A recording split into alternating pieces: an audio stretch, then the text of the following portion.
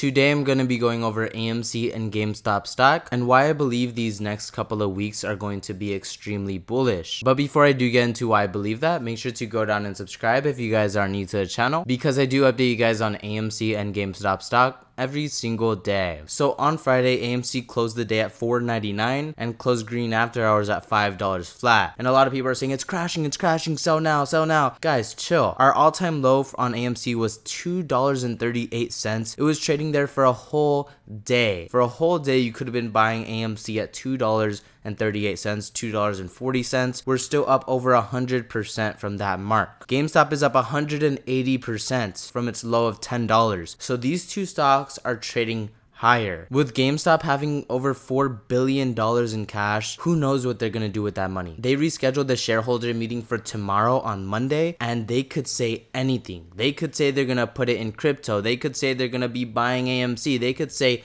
anything, and whatever they say is gonna determine where the stock goes. It is the biggest catalyst probably in GameStop history, this shareholder meeting. Roaring Kitty is now like the fourth biggest holder of GameStop. He has as much shares as Ryan Cohen had when Ryan Cohen bought into GameStop in 2020. This is just history repeating itself once again. AMC is still trading at its all-time low. You know, we compare it to GameStop. GameStop is up over 2,000, 3,000% from where it started. AMC is down 90%, 95%. It could go either way. None of this is financial advice, and I'm not telling anyone to buy or sell or hold. But AMC is trading 50% below what its all-time low was in 2021. Its all-time low in 2021, you know, in history was $1, which is now $10 after the reverse split. So it was $10, its all-time low. Now we're trading minus 50% of its all-time low. So AMC has just crashed like crazy. AMC is still breaking records. To this day, AMC is still breaking records that it's never broken in 103 years of life. AMC has been a company since the 1920s. To this day, in 2024, fast forward over 100 years later, we're breaking records. Deadpool and Wolverine sold the most tickets ever in history on day one of release for a rated R film. Inside Out 2 is looking at crossing over $300 million in revenue, and they were predicting that it was only going to have around a $50 million opening. They freaking blew that out of the water. Inside Out 2, going crazy. And I've been seeing a lot of videos on AMC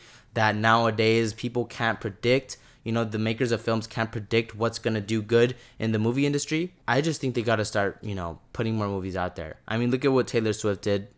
She broke records right there. What's stopping big artists like Drake, Kendrick Lamar coming out freaking dropping a whole movie? It's possible, and I do believe it is going to happen this year. More artists are going to come out. We just saw Billie Eilish come out with a listening event in AMC. These are things that have never happened ever. They're new. AMC is innovating. You know, now they got their own popcorn. They got their own brand. They got their own candy. Who knows what else they're going to make? They're going to keep making stuff. They sold over like $50 million of merchandise last year. $50 million of merchandise. AMC merch. Shirts. Everything. I mean, it's crazy. I think AMC is going to stick around for the long run. If AMC goes bankrupt, that means the economy is going to go to hell. You know, AMC movie theaters is a huge part of the economy. It's $1 billion industry. GameStop also, I mean, with $4 billion, they have more money than Starbucks. They have more money than a bunch of companies. With $4 billion, they could change a lot of things. You know, they could set GameStop up for eternity. GameStop will be around probably till the day we die. AMC too. These are two companies I think that are going to stick around for our lifetime at least. This guy said the CEO of GameStop, Ryan Cohen, now has the potential to deploy $4.5 billion in cash into rebuilding GME. Consider what would happen to the stock price if GameStop bought billions in Bitcoin. This would be the most insane reversal and parabolic rise for a company in history. I don't know if that would be the best choice. I mean, who knows? Bitcoin could be trading at $1 million one day. Who freaking knows? Anything is possible, but we will know tomorrow. If the meeting doesn't get rescheduled, they rescheduled the meeting for tomorrow on purpose. Make sure to go watch my last video. I did go over everything on why they rescheduled it for Monday. So if you haven't watched my last video, make sure to go check it out. There was a glitch on the GameStop website. If you go to the bottom and click on 1999, it will take you to the keyboard cat video. A hint towards Kitty. A hint towards the cat system. A hint towards the cat formation that the stock has been making, AMC and GameStop. If we do take a look at GameStop, it looks like a cat, right? We got the ears, we got the face. AMC, you know, kind of looks like a retarded cat, but it's still a cat, you know? They're both cats. Come on now. So Inside Out 2 is crushing it at the box office. Movies are back, baby. I think movies have always been back. Movies have always been a big deal. But the reason why people are saying movies are dead is because there was no movies. There was no crazy movies coming out. I already went over the lineup like a couple videos ago. We got some huge movies coming out this summer. Inside Out 2 for one of them. And if you notice, they're all like part 2, part 3 movies. We got freaking Venom 3. We got Deadpool and Wolverine. We got Despicable Me 4. I mean, it's freaking crazy. I think the movie industry is going to make billions these next 2 quarters. So Pixar's new mega hit, Inside Out 2, feeling unhinged, crossing $100 million and ready for the biggest opening of 2024 at the global box office, humiliating industry's projections after adding more markets and grossing $26.5 million overseas, overall making $62 million its opening day and $110 million globally, almost what projections expected for the whole weekend in one day. So the projections are now saying 165 million 3-day opening in the US, $130 million overseas, equaling to $295 million for its global opening. 300 million basically. What's gonna happen when movies like this, bangers like this start rolling out, back to back, every weekend, every freaking weekend? It's gonna be insane. Add the merchandise, add the popcorn, add the candy, add the alcohol. Once AMC does pay off its debt, once that day comes, we will see AMC stock rise like crazy. We could see it trading over $100 because AMC, without its debt, without the interest that it's paying on its debt, would be making $100, $200, $300 million in profit every quarter. They're paying hundreds of millions of dollars in interest every quarter just off the debt that they owe. So once that gets paid off, it's going to be a cash cow. Now, if we take a look at this picture of what Ken Griffin, this sick bastard that's going to burn in hell, is saying, he said, there's often little warning ahead of a catastrophic market event. Now, you know, it's been talked about where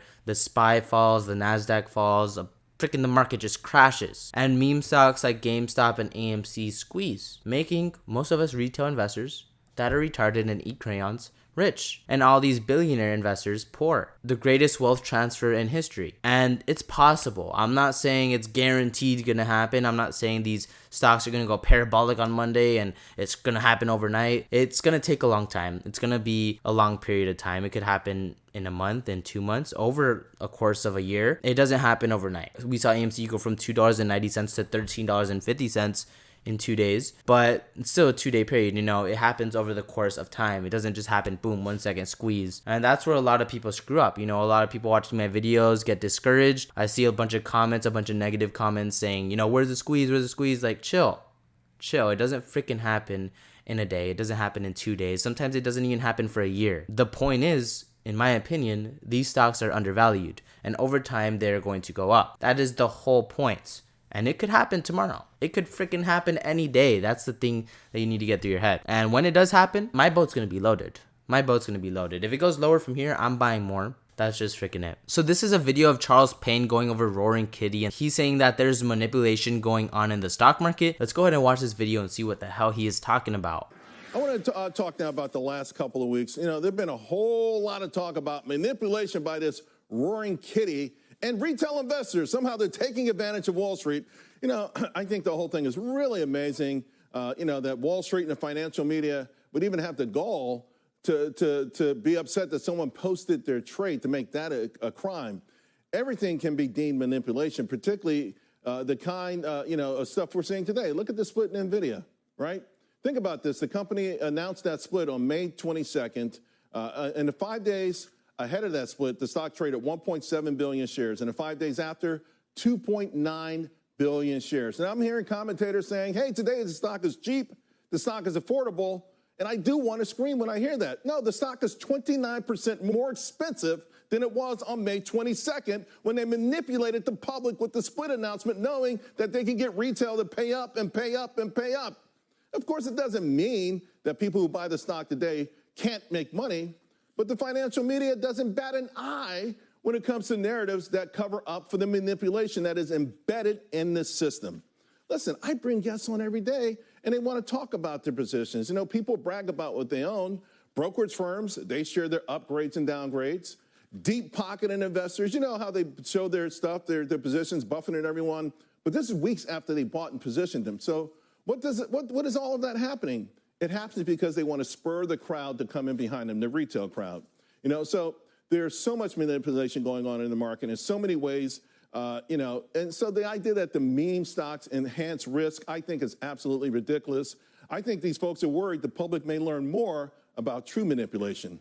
So he mentioned the meme stocks. I saw a clip on CNBC of a hedge fund, a literal hedge fund, going over the Roaring Kitty video, saying it's nonsense, this is BS. He's down bad. He's crapping his pants, obviously, while he's watching this. And he was saying, hopefully people get over this and start looking back at Nvidia. So you're meaning to tell me, well, AMC stock is down 95%. Well, GameStop is still undervalued in my opinion. It was just trading at $80. Now it's trading at $28. You're meaning to tell me you want people to stop looking at that and look at a stock that's already squeezed, it's a big time, made people millions of dollars. Now he wants people to start loading in while it's peaking. I'm not saying it's peaking, anything can happen. It could go to $200 now, but with the reverse split going on with Nvidia, I don't know. In my opinion, I'm going to stay away from it. And I'm not saying that it's a bad investment or a good investment. I don't really look at Nvidia that much. I know it's a good stock and it went up. In my opinion, I like AMC stock. Right now, I'm focused on AMC and GameStop stock. That's just it. That's where I have my life savings. That's what I choose to do with my money. You guys do whatever you want with yours. Freaking YOLO is all I gotta say. But that's gonna do it for this video. I hope you guys enjoyed. Once again, make sure to go down and subscribe if you guys are new to the channel, because I do update you guys on AMC and GameStop stock every single day.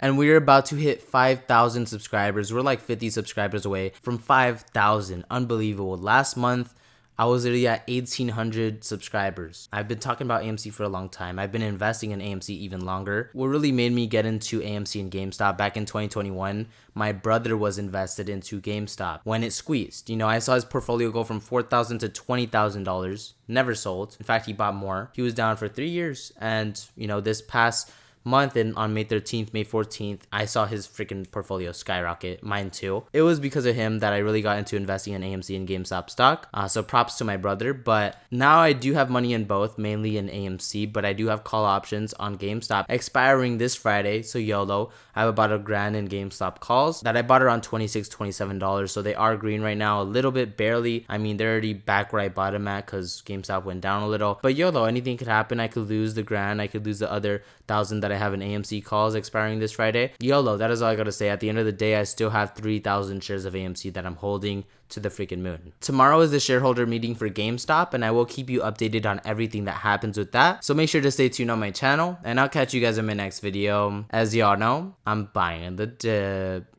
Here we go, come on, push it, buying the dip, here we go.